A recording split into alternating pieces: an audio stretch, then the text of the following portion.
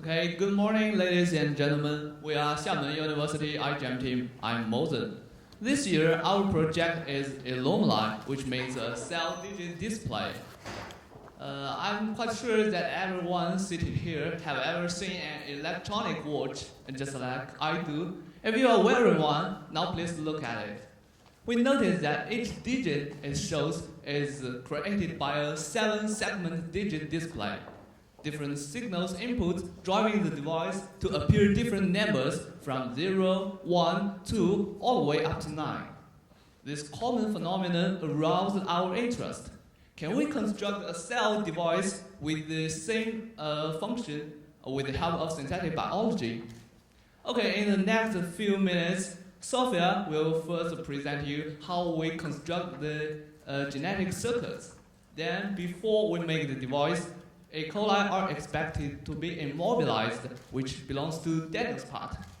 Finally, to further explore the project theoretically, Alex will show you how we control the expression time of GFP only by changing different RBS.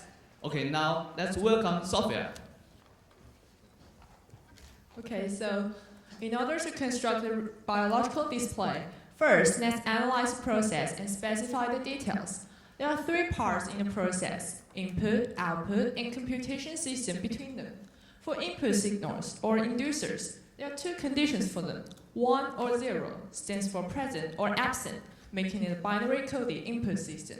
Two common inducers apply as input signals: arabinose and ATC, shortened for anhydrotetracycline. Then, computation system will analyze input signals and output the decimal numbers in the form of green fluorescence protein with LVA tag, which can be recognized and degraded by protease in bacteria. The unstable property was verified by later tests. As can be shown on the figure, the fluorescence reached peak value at 75 minutes after induction, and then back to an original level after 6 hours. So we prove that our display can present the result and then back to an original condition. Then let's move on to the core of the process, computation system. It converts binary coded input into decimal output, regarded as a BCD decoder, shortened for binary coded decimal decoder. Its electric circuits were designed and shown on the slide. From the closer view, it isn't hard to notice that the circuits are actually composed of basic parts, like buffer, NOT gate, OR gate, and negated OR gate, as shown on the left. By analogy with electric parts, corresponding synthetic parts were designed and shown on the right.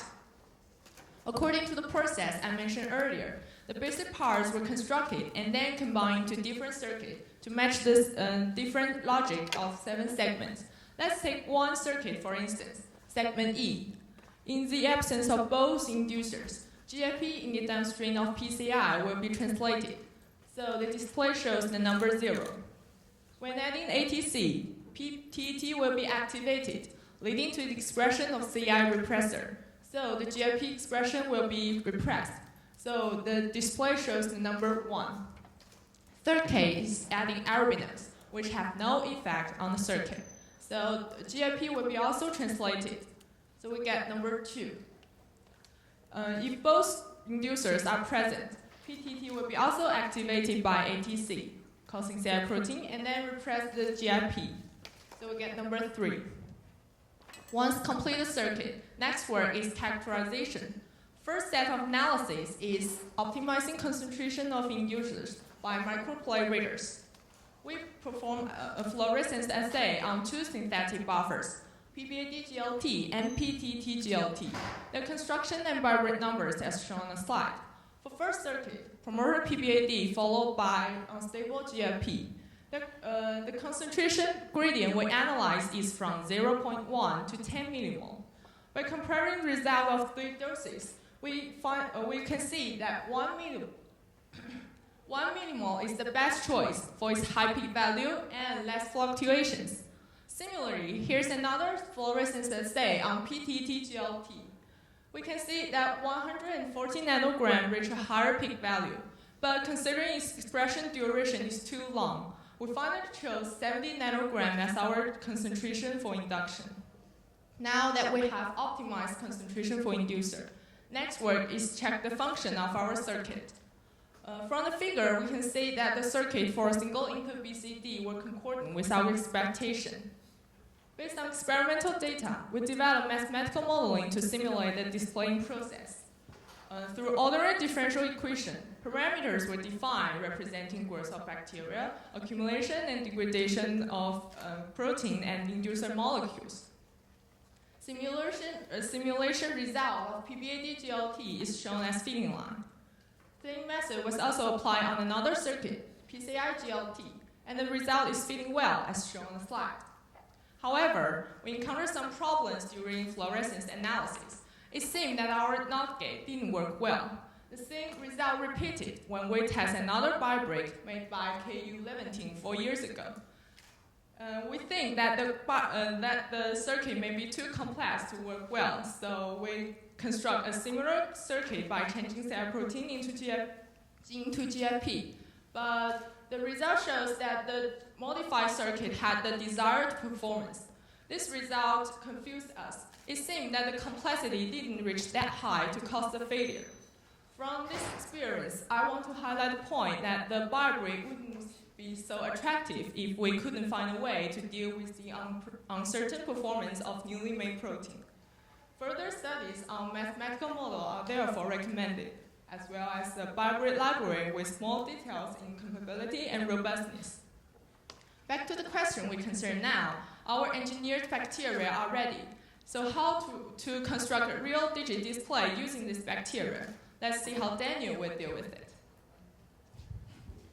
Okay, just as Sophia said, after finishing our circuit's construction, it's time for us to set up the microscopic device system. Obviously, the foremost thing we should do is to fix the engineered bacteria from the basal medium into the tube of our device, namely cell immobilization.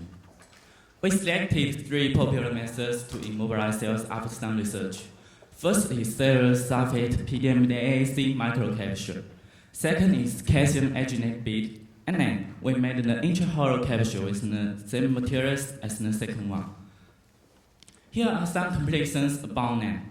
At first, since the microcapsules are too fragile for us to prepare and do more tests, we gave it up. For the others, we contrasted some physical parameters, such as size, thickness, mechanical strength, and leak rate. We observed these 2 carriers under the microscope and determined their size. They are nearly the same, but by the way, bead is solid and the capsule has a liquid coat. So, the condition of bead and capsule where cells stay are different. Cells immobilizing bead grow up well on the surface will provide a better mass transfer condition. For capsule, it could not only provide a good mass transfer condition for intrahollow structure, but highlight transmittance for the transparent and thin shells. Besides, tests about mechanical strength point out that the capsules are firmer, and in immobilizing capability test, the leak rate of bead is higher, and the capsule still keeps a good condition. So, in conclusion, the best choice must be the intrahollow capsule. And we took the circuit PBAD-GLT as the first experimental subject and designed different conditions of shaking time before induction. The result indicated that the fluorescence of cells under 3-hour shaking got a higher level, where cells situated in the logarithmic phase, where this result also showed that the fluorescence of cells immobilizing capsule could also keep a good expected tendency and a stable time of fluorescence peaks. But when we tested another circuit, PCI-GLT, we got a different result from what we had expected, just as Sophia mentioned before. And we made a preliminary analysis. And as we know, the capsule has limited inner space for cells living, so when first immobilized, cells could still reproduce in some free space of capsule. But as the amount of cells increased, the free space will use up. Hence, cells reached a critical level where they could not express this fluorescence protein. But the existing fluorescence protein was still degraded for the unstable tags. So there's no doubt we need more tests about it. Now, It's running the time to make the device system. We designed the 7-segment display device, and there are 7 identical tubes to form this device. Each end of the tubes is stuffed up with a silicon rubber pipe to which attach a small C plate to prevent the capsules from leaking.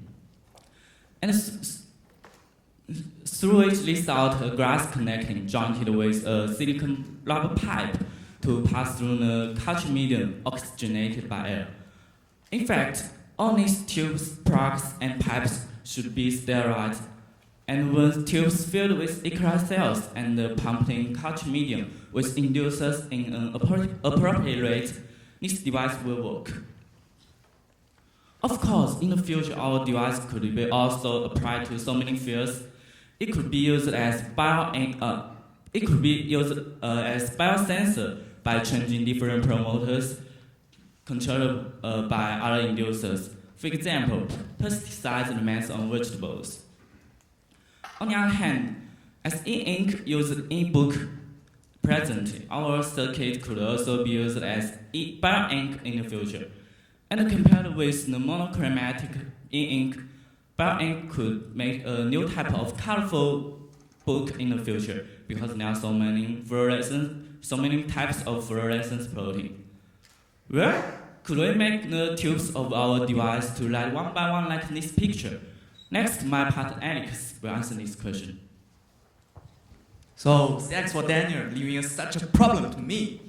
And apart from the digital display and cell immobilization part, we also did research on RBS. And finally, we used the conclusion to build a time delay device. And we thought maybe in the future we can combine these two devices together. The inspiration of our time delay device comes from the ICCDB project we did 1 year ago. Last year, we just mutated the promoter LuxPR and changed the RBS before CCDB, and we got very different results from the device used to be. So this year, we decided to have something other changed. And finally, we choose to change the RBS in the LuxI protein expression system to RBS of different strands. We found that RBS of different strands leads to different expression efficiency of the LuxI protein, and the amount of the signaling molecule AHL, which is synthesized from the LuxI protein, would also be different. So due to this reason, the composition of AHL and the protein LuxR would spend different time on arriving the activation threshold of the promoter LuxPR. So we thought maybe we can make use of the different response time to build a time delay device, and then we began the construction work. Firstly, because of the strong basal expression of the promoter PLAB, we changed it to the promoter PBAD. Then we combined this part with the parts we constructed before. And then we also changed the RBS 1.0 to 0.6 and 0.01. We named these three parts as TD 1.0, 0.6, and 0.01. So finally, we have successfully completed the construction of all these three parts in our time delay device. And then we analyze them to see whether they can work as we designed. We did the fluorescence test of all these three parts in our time delay device and compared with the control groups TD 1.0, 0.6, and 0.01 have a much higher fluorescence value. So we can draw the conclusion that each part of our time delay device is working well. Well, what we're really concerned about is whether there will be a time delay phenomenon once three parts working together. So we also measure the fluorescence test of all these three parts at the same time and make the BL21 as their control group. Let's see, how long did they spend on arriving the fluorescence value 5,000? And for showing the result more conveniently, we also drew a column chart. And from the chart, we can find obvious differences in the time they spent on arriving the fluorescence value 5,000. So we can say the device we designed is working well. And now we have shown you all the accomplishments of our project Illumina. And for the rest time of our presentation, Mosen will show you the human practice part. Thanks. And I'm back. This year, our human practice part consists of 3 parts, namely A, and Lab Open Day, and B, visiting to other iGEM teams all around China, and C, theme exhibition. Now let's start with the Lab Open Day.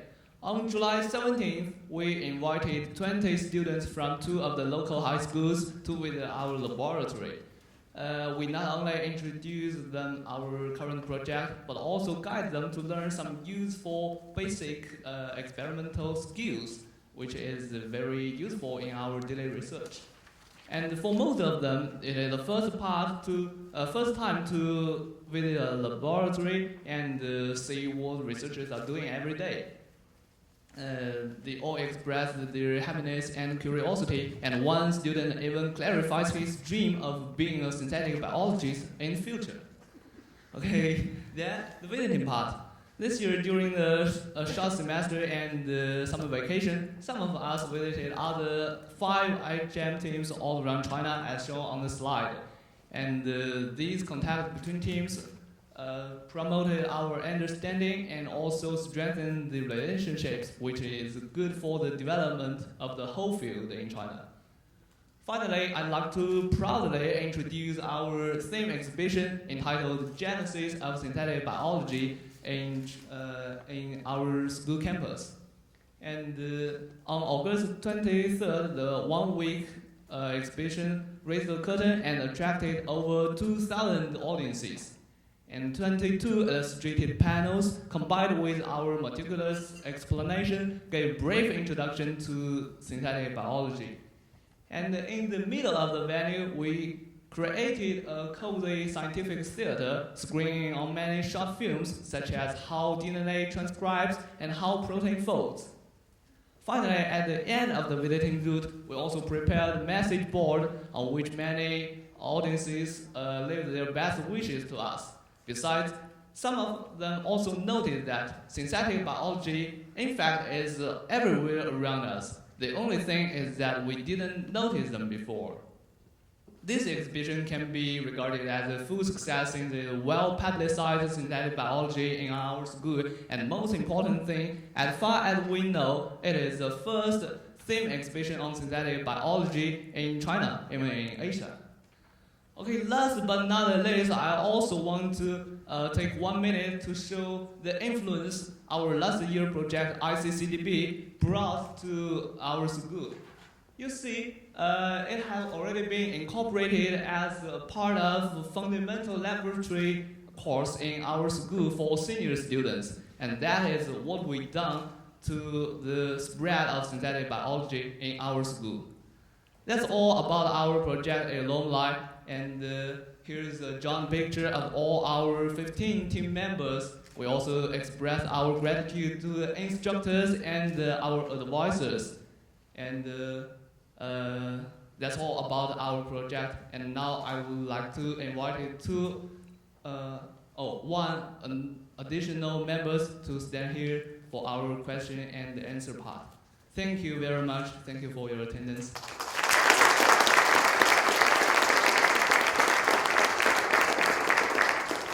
Hey, thanks very much.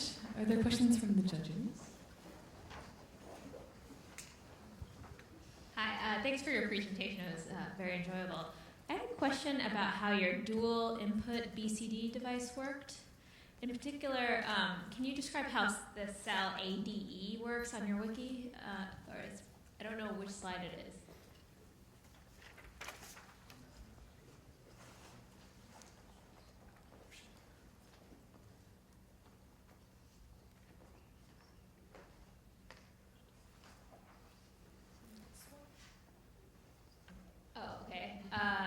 Cell AD.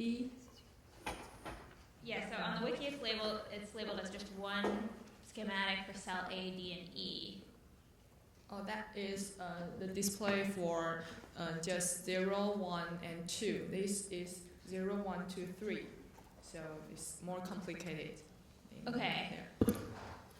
Yeah, I guess what I'm confused about in reference to the wiki is why cell ADE is on when you have arabinose and hydrotetracycline present, in your dual input BCD?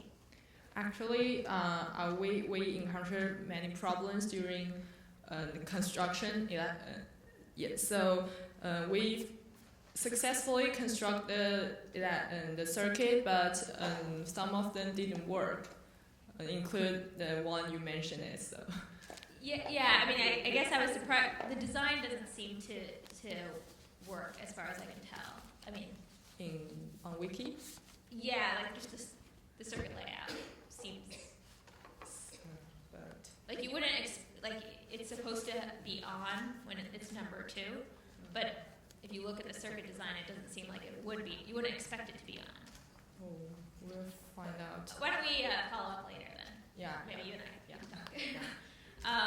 And then the second question I had was on some of the individual circuits. You show both in the presence of arabinose and in the presence of anhydrotetracycline, your expression level goes up and then comes down. I think you attribute this to the LVA tag on the presence of the GFP. Yeah. I was wondering if you could explain about your experimental conditions. Did you actually remove the inducer? No. So the inducer was always present throughout the experiment? Yeah. I guess I'm a little surprised it goes so far down, particularly in the case of anhydrotetracycline. The inducer is still present, so wouldn't you expect it to hit a steady state? We expect to, this up and down. Okay, maybe we can follow up later. I had a question in the digital display section about the models that you showed. If you could go to that slide briefly. Yeah, so I didn't notice any labels on your axes, so I'm curious if this model is quantitative or qualitative. Excuse me? I didn't notice any labels on your y-axis or your x-axis, so I'm just curious if your model is quantitative or qualitative.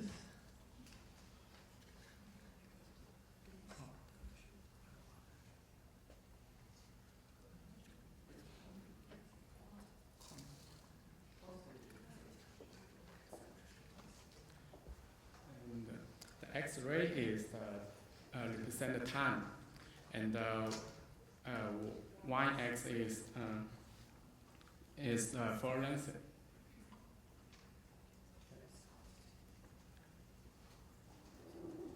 And were you able to directly compare this result from your model with any experimental results?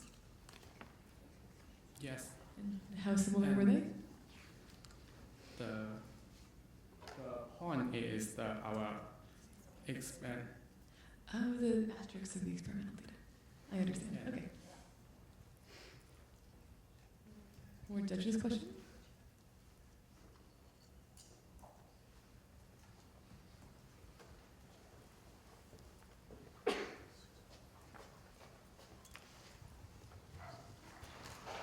Thank you. I have a simple question for you. How many inputs would you require to do all the numbers on your display? And have you considered the range of promoters you might be able to use for that? Thank you.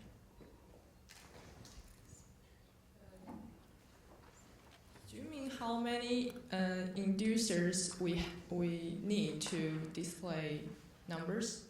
Yes.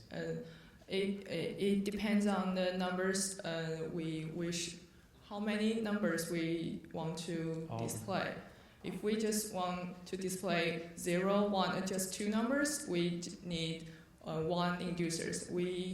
If we want to display 4 numbers, we need 2 inducers. It's 8. Yeah. If we have 3 inducers, we can display 8.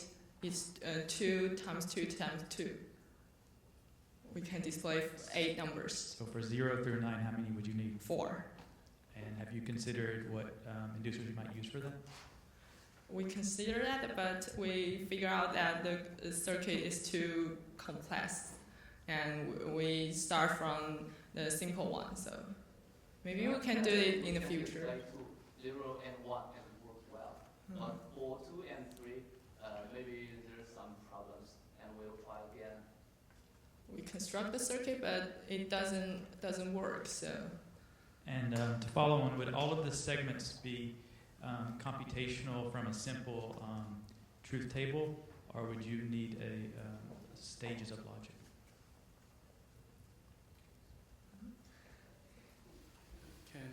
So you currently have a combination of inputs, and if you have these two or those two, so you're basically ANDing the inputs together. So how would you do it if there was a segment that needed to be on for certain combinations or subsets of a truth table?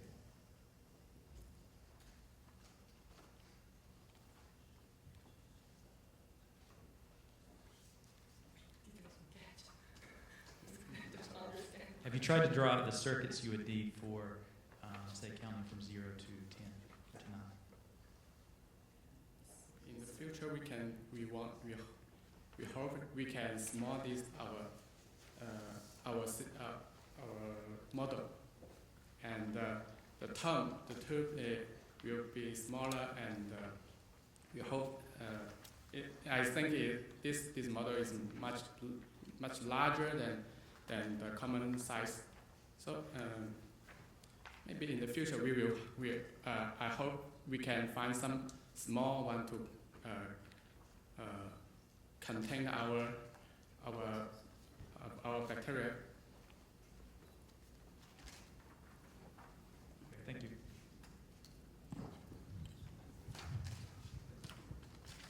You've mentioned at the end of your presentation that you've had an impact and it actually made its way into the education material. Did I understand it correctly?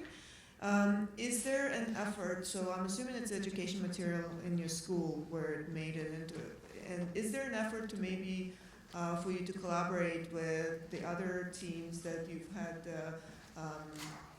I guess the sharing session with, to ensure that the education material that got its way in your school into the material is actually going to make its way into the other schools that are maybe dealing with synthetic biology or maybe thinking of working or educating about synthetic biology?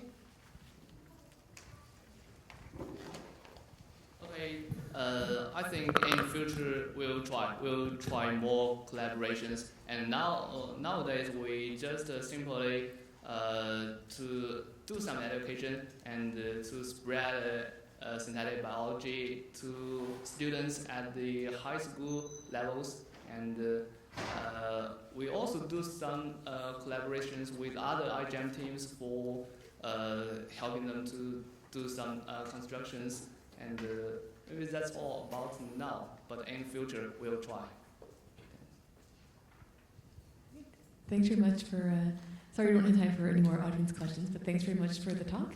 And before the break, if we could just thank XMU China as well as Trento Kyoto as well. Thank you very much.